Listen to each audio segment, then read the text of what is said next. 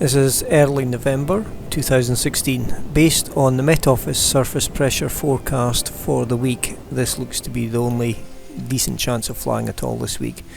Now, with the combination of work and weather, there was only a limited window. I could have actually gone back out later on, but they've been basically burning more fuel just to get another short flight. So I was nipping across with it being northerlies to the Tayport Layby, which is a great winter site, subject to crops, etc. Great winter site because it'll take the northerlies and it's a very, very quick drive.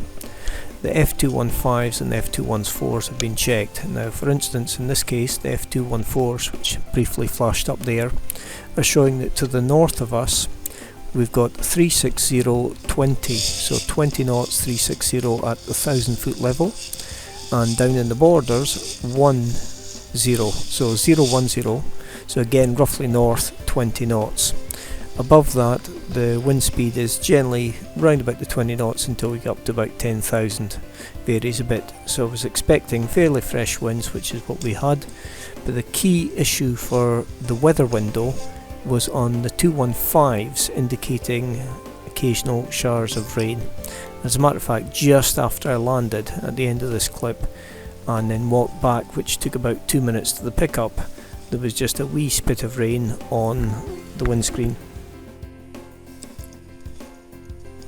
Okay, so one of the issues with this at this time of year is there's still leaves in the trees, so you've got to keep a very, very good lookout for the traffic. Now, there's never any issue from the point of view of actually going onto the road, because it's only the experienced folks that can fly here. But what you don't want to do is pop a wing up and surprise a driver.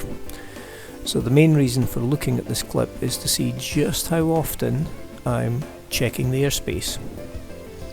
So you see always roughly 30-second gaps looking around checking. So even when I'm concentrating as I'm here on attaching safely the speed system, you're still breaking it out with check the airspace. Now, it doesn't matter if you're miles from anybody at the top of one of our own top drive, top access sites, and there are no other walkers, certainly no other drivers, and no other pilots. You still want to make sure you've constantly, from day one of your training, been taught to check the airspace. And it's not just other aircraft, it's any hazards. So you've got fixed hazards, things like obstacles that aren't likely to move. You've got movable hazards, which are people, vehicle, other aircraft. Also, of course, stock. So here, anytime you're walking around the back of the wing to do a layout, always remember to walk backwards out back the way you came, otherwise you're going to put a twist in the risers. Now, the twist in the risers isn't a problem. If you're setting this up carefully, you don't want to then suddenly be taking off in a stronger condition and find out you crossed the wrong way. The other reason for coming back here is it gives you a much better view along the road for traffic. And the key thing is the timing. Now, the other issue, which is not an issue today, is at certain times of the day, drivers, particularly late evening or winter time, can have the sun in their face. So again, you want to be very, very cautious of everybody. We choose to do this.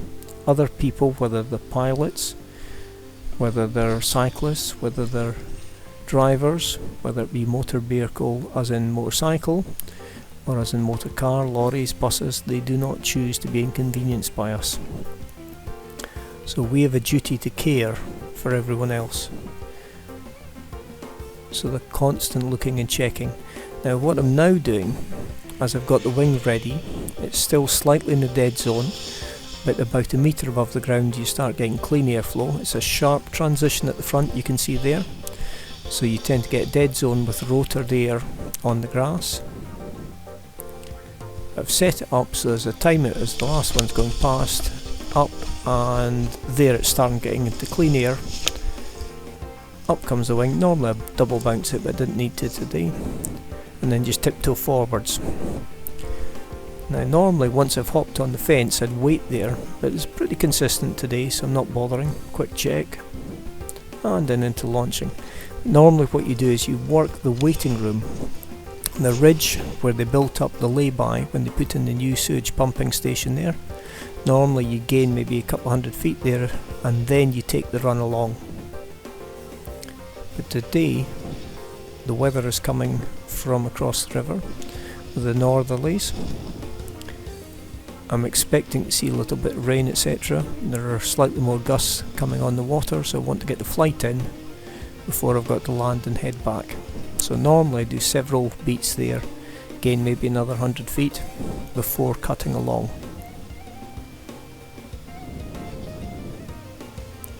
So it's not just a case of looking round, most of the control there is with the leaning.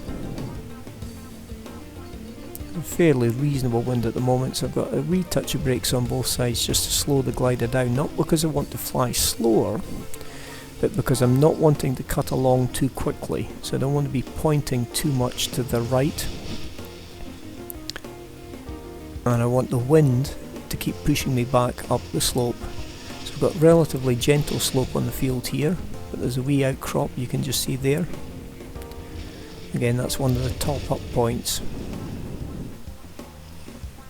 Now, as you'll see in a minute or two, as it happens, I should have stayed in the waiting zone, or sometimes you can use this middle waiting zone to gain a bit of height before cutting along, because I didn't quite do the whole flight in one.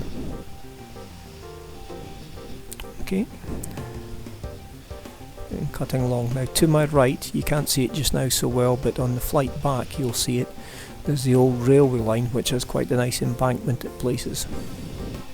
Constantly looking around, checking.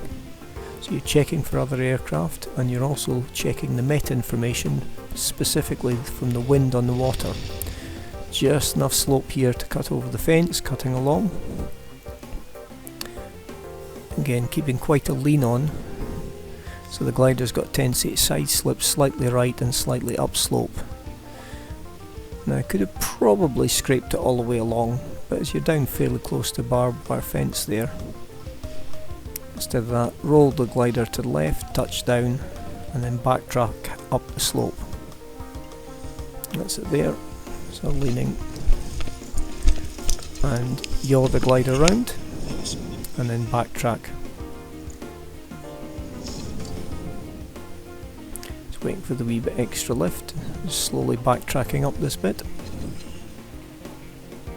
Certainly on a day when there's a wee bit more thermal action, it's very easy to do this flight. You can actually go much further along to where Andrew's house is, fly over there in the lighthouse, gain height, and then take the run back. Also, there's very good areas here where you get scoop lift, and then further on you've got the trees at the top of the slope, which are over the old cemetery. And again, you can do a number of beats there, gain quite a bit of height, making it much easier to cut back.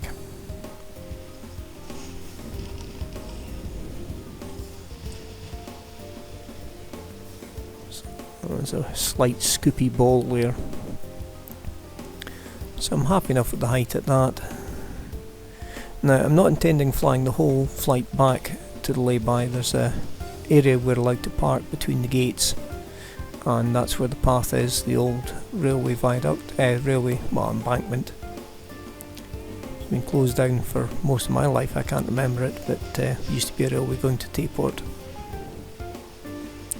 So just to the left, you get that little bit of extra lift there, and you'll see the ground speed will pick up quite a bit.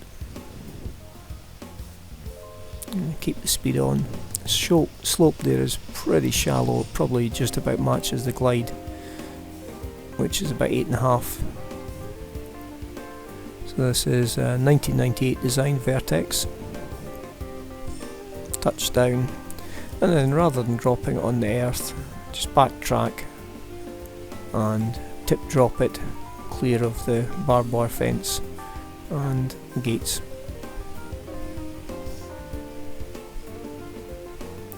And just drop the tip down, and then safety riser, take power off just by stepping, and that's it part.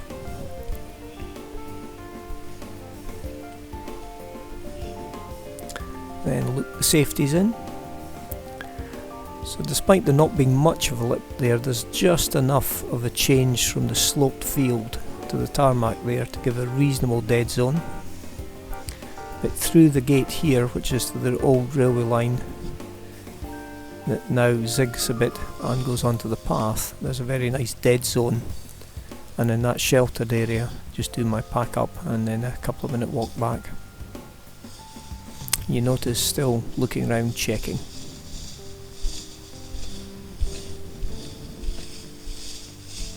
So the safety riser loops in even with the stronger gust of wind. The wing can't power up. Checking for cyclists, etc.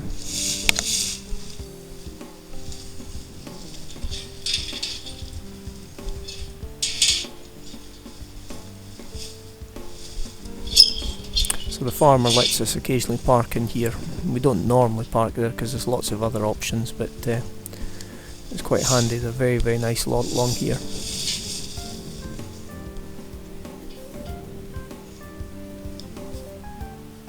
It's almost 20 years I've been flying the various sites. There's a number of different sites here with a number of different farms. Okay, so we've got the weather coming in. Now it doesn't really show up very well on the video, but the wind is picking up again. And a couple of minutes later, by the time I'd walked back to the Layby, it was easily hitting above 20 knots. And as I say, spits of rain on the windscreen, so a good call to do the shorter flight, land there. It is possible to fly all the way back to the Layby, but I've got to say it's a harder one. Aye.